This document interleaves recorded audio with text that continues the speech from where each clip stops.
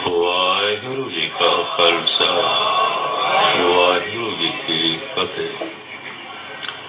ਧਰਮ ਦੇ ਧਿਆਨ ਸਾਧਨਾ ਕਹਿੰਦੇ ਨੇ। ਧਰਮ ਦੀ ਪ੍ਰਾਪਤੀ ਇੱਕ ਅਵਸਥਾ ਦੀ ਪ੍ਰਾਪਤੀ ਹੈ, ਕਿਸੇ ਰੰਗ ਰੂਪ ਦੀ ਨਹੀਂ, ਕਿਸੇ ਵਸਤੂ ਦੀ ਨਹੀਂ। ਰੂਪ ਨ ਰੇਖ ਨ ਰੰਗ ਕਿਛ, ਕਹੇ ਗੁਣ ਪ੍ਰਭ ਬਿਨ। ਜਦ ਪ੍ਰਭੂ ਦਾ ਰੂਪ ਨਹੀਂ, ਰੰਗ ਨਹੀਂ, ਆਕਾਰ ਨਹੀਂ, ਤਾਂ ਉਹਦੀ ਪ੍ਰਾਪਤੀ ਵੀ ਕੋਈ ਆਕਾਰ, ਰੰਗ ਤੇ ਰੂਪ ਨਹੀਂ ਰੱਖਦੀ। ਧਰਮ ਨੂੰ ਧਿਆਨ ਸਾਧਨਾ ਆਖਦੇ ਨੇ।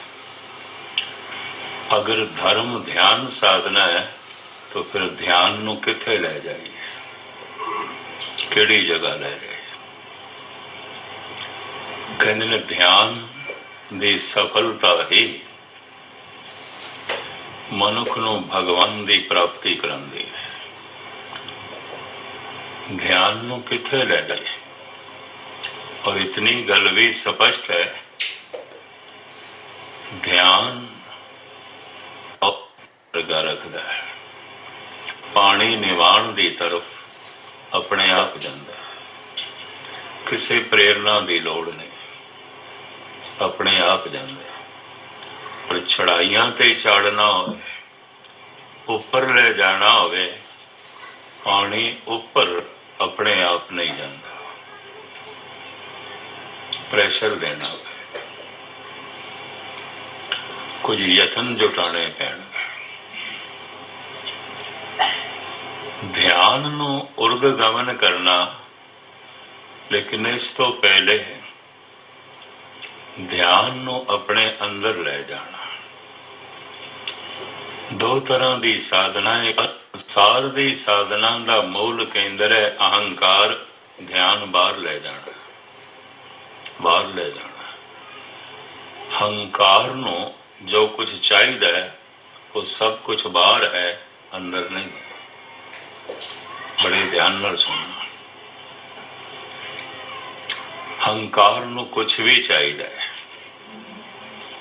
ਉਹ ਸਭ ਕੁਝ ਬਾਹਰ ਹੈ। ਧਿਆਨ ਨੂੰ ਬਾਹਰ ਲੈ ਜਾਣਾ ਪਏਗਾ। ਨਿਰੰਕਾਰ ਮਨੁੱਖ ਦੇ ਅੰਦਰ ਹੈ। ਘਟ ਹੀ ਮਾਏ ਨਿਰੰਜਨ ਤੇਰੇ ਤੈਂ ਖੋਜਤ ਉਦਿਆਨਾ।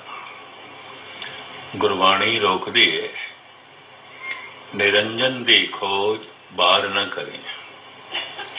ਕਾਹੇ ਰੇ ਬਨ ਖੋਜਨ ਜਾਈ, ਸਰਬ ਨਿਵਾਸੀ ਸਦਾ ਅਲੇਪਾ ਤੋ ਹੀ ਸੰਗ ਸਮਾਈ।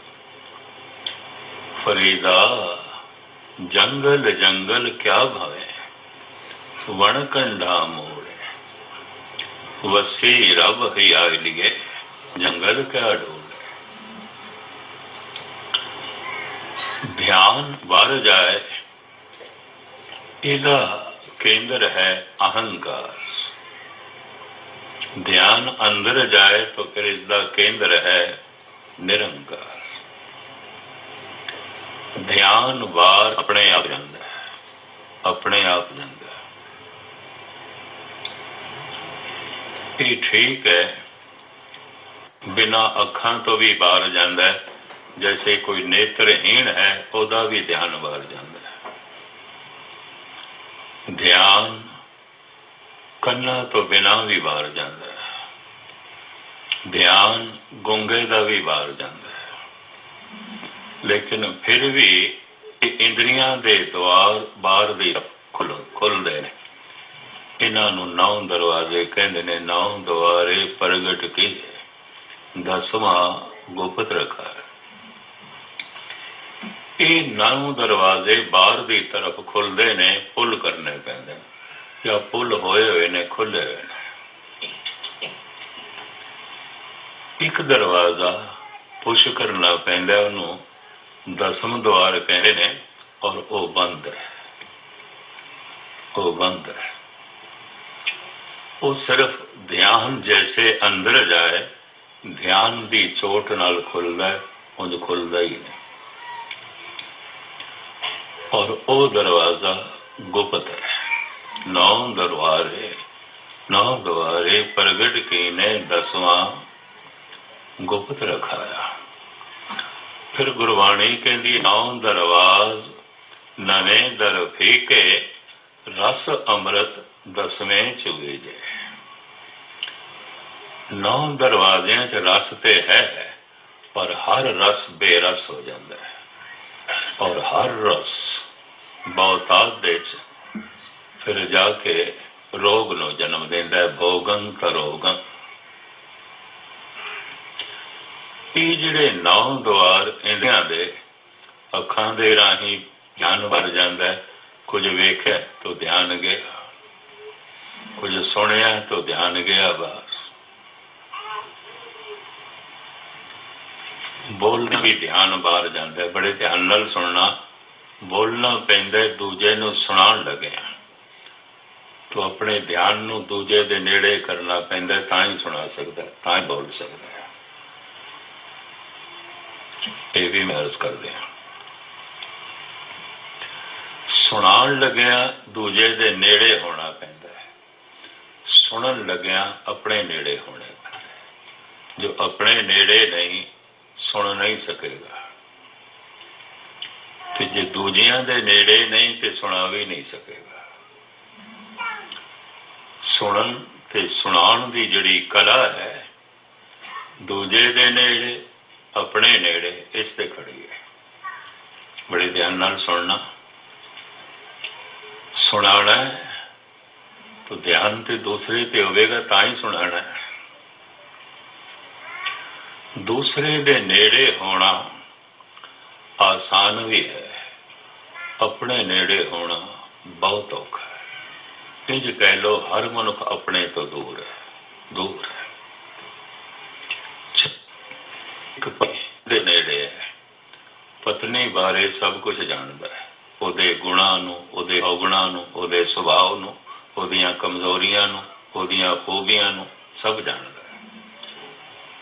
ਆਪਣੇ ਬਾਰੇ ਕੱਖ ਨਹੀਂ ਜਾਣਦਾ ਕਿਉਂਕਿ ਆਪਣੇ ਤੋਂ ਦੂਰ, ਆਪਣੇ ਨੇੜੇ ਹੁੰਦਾ ਹੀ ਨਹੀਂ।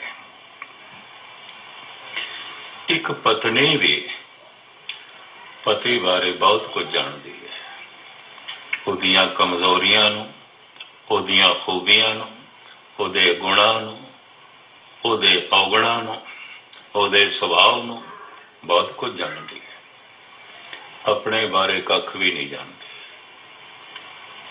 ਕਿਉਂ? ਪਤੀ ਦੇ ਨੇੜੇ ਹੈ, ਆਪਣੇ ਤੋਂ ਦੂਰ ਹੈ। ਇੱਕ ਮਾਂ ਆਪਣੇ ਬੱਚਿਆਂ ਦੇ ਨੇੜੇ ਹੈ, ਆਪਣੇ ਤੋਂ ਦੂਰ ਹੈ। ਇੱਕ ਭਰਾ ਆਪਣੇ ਭਰਾ ਦੇ ਨੇੜੇ ਹੈ, ਆਪਣੇ ਤੋਂ ਦੂਰ ਹੈ। ਭਰਾ ਬਾਰੇ ਸਭ ਕੁਝ ਜਾਣਦਾ ਹੈ, ਬਹੁਤ ਕੁਝ ਪਤਾ ਹੈ, ਆਪਣੇ ਬਾਰੇ ਕੱਖ ਵੀ ਨਹੀਂ ਜਾਣਦਾ, ਆਪਣੇ ਨੇੜੇ ਕਦੀ ਆਉਂਦਾ ਹੀ ਨਹੀਂ। ਇੱਕ ਮਿੱਤਰ ਬਾਰੇ ਬਹੁਤ ਕੁਝ ਜਾਣਦਾ ਹੈ, ਉਹਦੇ ਸੁਭਾਅ ਨੂੰ, ਉਹਦੀਆਂ ਕਮਜ਼ੋਰੀਆਂ ਨੂੰ, ਉਹਦੀਆਂ ਖੂਬੀਆਂ ਨੂੰ, ਆਪਣੇ ਬਾਰੇ ਕੱਖ ਵੀ ਨਹੀਂ ਜਾਣਦਾ। ਇਹਦਾ ਮਤਲਬ ਹੈ ਦੂਜੇ ਦੇ ਨੇੜੇ ਹੋਣਾ ਬੜਾ ਆਸਾਨ ਹੈ, ਬੜਾ ਆਸਾਨ ਹੈ। ਆਪਣੇ ਨੇੜੇ ਹੋਣਾ ਬੜਾ ਕਠਿਨ ਹੈ। ਇਹਨੂੰ ਮੈਂ ਦੂਜੇ ਰੂਪ ਵਿੱਚ ਬਿਆਨ ਕਰਾਂ, ਦੂਜੇ ਨੂੰ ਸੁਣਾਉਣਾ ਬੜਾ ਆਸਾਨ ਹੈ, ਬੜਾ ਆਸਾਨ ਹੈ। ਖੁਦ ਸੁਣਨਾ ਬੜਾ ਕਠਿਨ ਹੈ, ਔਖਾ ਹੈ। ਮੈਂ ਐਸਾ ਧਾਰਮਿਕ ਜਗਤ ਦੇ ਸਾਰੇ ਸੰਸਾਰ ਦੇ ਵਿੱਚ ਦੇਖਦਾ, ਗੁਰਦੁਆਰਿਆਂ 'ਚ ਦੇਖਦਾ, ਪੰਜਾਬ ਦੇ ਪਿੰਡਾਂ 'ਚ ਉਹ 10-10 ਹੌਰਨ ਲੱਗੇ ਨੇ। ਪਾਠ ਹੋ ਰਿਹਾ ਸੁਖਮਨੀ ਸਾਹਿਬ ਦਾ, ਲੇਕਿਨ ਗੁਰਦੁਆਰੇ ਜਾਓ ਤੇ ਬੰਦਾ ਇੱਕ ਨਹੀਂ ਬੈਠਾ ਤੇ ਹੌਰਨ 10 ਲਾਏ ਹੋਏ ਨੇ। ਤੇ ਪੁੱਛੀਏ ਕਿਉਂ? ਪਿੰਡ ਸੁਣੇ, ਪਰ ਪੁੱਛੀਏ ਉਹਨਾਂ ਲਾਣ ਵਾਲੇ ਨੂੰ, ਤੂੰ ਕਦੀ ਸੁਣੇ? ਤੇਰੀ ਜ਼ਿੰਦਗੀ ਦਿਸਦੀ ਪਈ ਹੈ, ਤੂੰ ਨਹੀਂ ਸੁਣਿਆ। ਜਦ ਤੂੰ ਹੀ ਨਹੀਂ ਸੁਣਿਆ ਤਾਂ ਪਿੰਡ ਕੀ ਖਾਕ ਸੁਣੇਗਾ? ਚੇਸ਼ਟਾ ਹੈ ਹਰ ਮਨੁੱਖ ਦੀ ਦੂਜਾ ਸੁਣੇ, ਦੂਜਾ ਸੁਣੇ, ਕਿਉਂਕਿ ਹਰ ਮਨੁੱਖ ਦੂਜੇ ਦੇ ਨੇੜੇ ਹੈ। ਕਿਉਂਕਿ ਦੂਜੇ ਦੇ ਨੇੜੇ ਇਹਦਾ ਧਿਆਨ, ਤਾਂ ਦੂਜੇ ਨੂੰ ਸੁਣਾਉਣਾ ਵੀ ਚਾਹੁੰਦਾ। ਆਪਣੇ ਨੇੜੇ ਇਸ ਦਾ ਧਿਆਨ ਹੈ ਨਹੀਂ, ਖੁਦ ਸੁਣਨਾ ਵੀ ਨਹੀਂ ਚਾਹੁੰਦਾ। ਲੋਕੀ ਸ਼ੌਕੀਆ ਤੌਰ ਤੇ ਆਪਣੇ ਘਰ ਦੇ 'ਚ ਅਖੰਡ ਪਾਠ ਰਖਾ ਲੈਂਦੇ ਨੇ, ਪਰ ਉਸ ਕਮਰੇ 'ਚ ਜਾਣਾ ਹੀ ਭੁੱਲ ਜਾਂਦੇ ਨੇ, ਕਿਧਰੇ ਸੁਣਨਾ ਨਾ ਪਏ। ਕੌਣ ਸੁਣਦਾ? ਲੜੀਆਂ ਦੀਆਂ ਲੜ ਚੱਲਦੀਆਂ ਨੇ ਅਖੰਡ ਪਾਠ।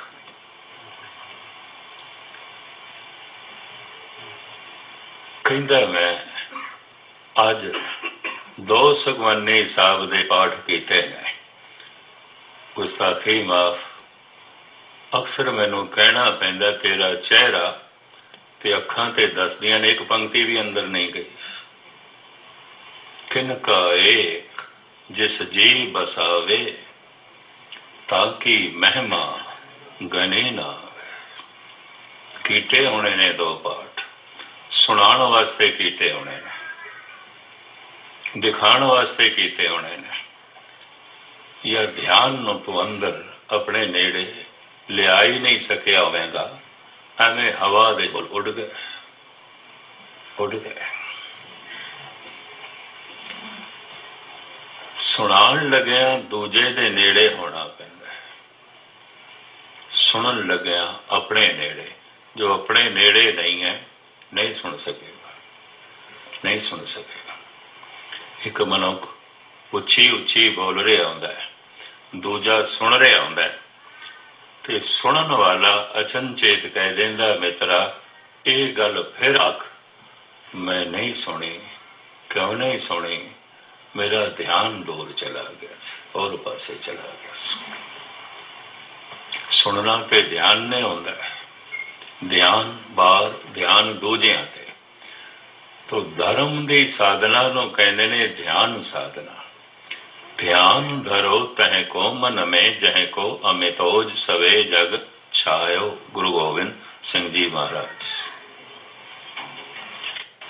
ਜਿਹਦਾ ਤੇਜ ਪ੍ਰਤਾਪ ਸਮੂਹ ਬ੍ਰਹਿਮੰਡ ਦੇ ਵਿੱਚ ਵਿਆਪਕ ਹੈ, ਰੰਗ ਕਰਕੇ ਨਹੀਂ, ਰੂਪ ਕਰਕੇ ਨਹੀਂ, ਆਕਾਰ ਕਰਕੇ ਨਹੀਂ। ਰੂਪ ਨ ਰੇਖ ਨ ਰੰਗ ਕਿਛ, ਤ੍ਰਿਹ ਗੁਣ ਤੇ ਪ੍ਰਭ ਕਹਿੰਦਾ। ਈਸ਼ਵਰ ਨੂੰ ਪ੍ਰਥਮ ਸਮਝਣਾ ਤੇ ਜੁੜਨਾ ਇਸ ਵਾਸਤੇ ਕਠਿਨ ਹੈ। ਰੂਪ ਨਾਲ ਜੁੜਨਾ ਆਸਾਨ ਹੈ, ਰੰਗ ਨਾਲ ਜੁੜਨਾ ਆਸਾਨ ਹੈ, ਆਕਾਰ ਨਾਲ ਜੁੜਨਾ ਆਸਾਨ ਹੈ, ਪਰ ਰੂਪ ਨਾ ਰੇਖ ਨਾ ਰੰਗ ਕਿਛ ਹੈ ਹੀ ਨਹੀਂ। ਚਕਰ ਚੈਨ ਅਰ ਬਰਨ ਜਾਤ ਅਰ ਪਾਤ ਨਹਿੰਦੇ, ਰੂਪ ਰੰਗ ਅਰ ਰੇਖ ਵੇਖ ਕੋ ਕਹਿ ਨਾ ਸਕਤ ਹੈ। ਸਾਰਾ ਰੂਪ ਉਸ ਤੋਂ ਆਉਂਦਾ ਹੈ, ਕਿਸ ਤੋਂ? ਜਿਹਦਾ ਕੋਈ ਰੂਪ ਨਹੀਂ। ਸਾਰੇ ਰੰਗ ਉਸ ਤੋਂ ਆਉਂਦੇ ਨੇ, ਕਿਸ ਤੋਂ? ਜਿਹਦਾ ਕੋਈ ਰੰਗ ਨਹੀਂ। ਸਾਰੇ ਆਕਾਰ ਉਸ ਤੋਂ ਆਉਂਦੇ ਨੇ, ਕਿਸ ਤੋਂ? ਜਿਹਦਾ ਕੋਈ ਆਕਾਰ ਨਹੀਂ। ਜਿਸ ਆਕਾਰ ਤੋਂ ਆਕਾਰ ਆਉਂਦਾ ਹੈ ਉਹਨੂੰ ਸਮਝਣਾ, ਉਹਨੂੰ ਵਿਗਿਆਨ ਕਹਿੰਦੇ ਨੇ, ਸਾਇੰਸ ਕਹਿੰਦੇ ਨੇ। ਪਰ ਸਾਰਾ ਆਕਾਰ ਜਿਸ ਨਿਰਾਕਾਰ ਤੋਂ ਆਉਂਦਾ ਹੈ ਉਸ ਨੂੰ ਸਮਝਣਾ ਬ੍ਰਹਮ ਗਿਆਨ ਕਹਿੰਦੇ ਨੇ, ਈਸ਼ਵਰੀ ਗਿਆਨ ਕਹਿੰਦੇ ਨੇ। ਐਸੇ ਕੀ ਵਿਚਾਰ ਬਦਲ ਗਏ ਕਿ ਇਸ ਯੁੱਗ ਨੂੰ ਕਲਯੁਗ ਕਹਿਣਾ ਪਿਆ। ਧੰਨ ਗੁਰੂ ਨਾਨਕ ਦੇਵ ਜੀ ਮਹਾਰਾਜ ਨੇ ਕਿਹਾ ਬਦਲਿਆ ਤੇ ਕੁਛ ਵੀ ਨਹੀਂ। ਫਿਰ ਕਿਵੇਂ ਕਹਿੰਦੇ ਹੋ? ਯੁੱਗ ਬਦਲ ਗਏ, ਕਲਯੁਗ ਹੈ। ਤਾਂ ਉਸ ਵਕਤ ਦੇ ਤਾਰਕਿਕ ਲੋਕਾਂ ਨੇ ਸਤਿਗੁਰੂ ਨੂੰ ਕਿਹਾ ਤਾਂ ਤੁਹਾਡੇ ਕਹੇ ਮੁਤਾਬਕ ਮੰਨ ਲਈਏ, ਯੁੱਗ ਨਹੀਂ ਬਦਲਿਆ। ਮਹਾਰਾਜ ਕਹਿੰਦੇ ਨੇ ਬਦਲੇ, ਬਦਲੇ, ਪਰ ਜਿਸ ਢੰਗ ਨਾਲ ਤੁਸੀਂ ਤਬਦੀਲੀ ਮੰਨਦੇ ਹੋ ਉਸ ਢੰਗ ਨਾਲ ਨਹੀਂ। ਨਾ ਸੂਰਜ ਬਦਲਦਾ ਹੈ, ਨਾ ਜ਼ਮੀਨ ਬਦਲਦੀ ਹੈ, ਨਾ ਆਸਮਾਨ ਬਦਲਦਾ ਹੈ, ਨਾ ਗ੍ਰਹਿ ਨਛੱਤਰ ਤਾਰੇ ਬਦਲਦੇ ਨੇ। ਮਨੁੱਖ ਦੇ ਵਿਚਾਰ ਬਦਲ ਜਾਂਦੇ ਨੇ, ਸੋਚਣ ਦਾ ਢੰਗ ਬਦਲ ਜਾਂਦਾ ਹੈ, ਰਹਿਣ ਸਹਿਣ ਬਦਲ ਜਾਂਦਾ ਹੈ, ਤਰਜ਼ੇ ਜ਼ਿੰਦਗੀ ਬਦਲ ਜਾਂਦੀ ਹੈ, ਯੁੱਗ ਬਦਲ ਜਾਂਦਾ ਹੈ। ਇਹ ਯੁੱਗ ਦੀ ਤਬਦੀਲੀ।